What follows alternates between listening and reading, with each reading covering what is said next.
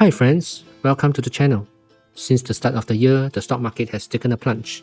The Nasdaq has dropped 15% and S&P 500 10% since the highs in December 2021. However, if we look back at history, there is nothing unusual about what we are going through now. The average drawdown in the past 10 years was 12.2%. In this chart, it plots the total annual returns in blue bars and the worst intra-year drawdown in red bars for MSCI World Index for the past decade. What we can see here is out of these 10 years, only 2 years in 2015 and 2018 ended in negative total annual returns. For the remaining 8 years, or 80% of the time, the index ended with a positive total annual returns, although all suffered drawdowns at some point in the year. What is particularly noteworthy is year 2020, which experienced the worst drawdown in the past decade at minus 34%, but the whole year ended in a decent positive total annual returns at 16%. So what can we deduce here? Drawdowns are inevitable, and this is something all investors will have to cope with again and again. But drawdowns do not mean that investors will suffer permanent loss, because so long the investor has a long-term view and is invested in companies or indices with growth potential and strong fundamentals, the chances of being profitable is still very high. In other words, drawdowns are part and parcel of the journey to investment success.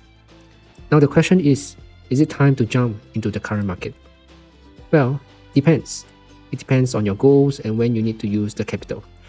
If you need to use the money in 1 to 2 years for a down payment, to prepare for wedding or significant purchases essential to maintain or enhance your quality of life, one should not jump into stocks now, regardless whether the market is at an all-time high or decade low.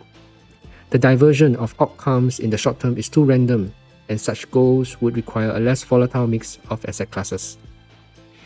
If you are saving and investing for a goal 5 years and beyond, like for retirement, one can absolutely jump in right now with time on your side, increasing your probability of success.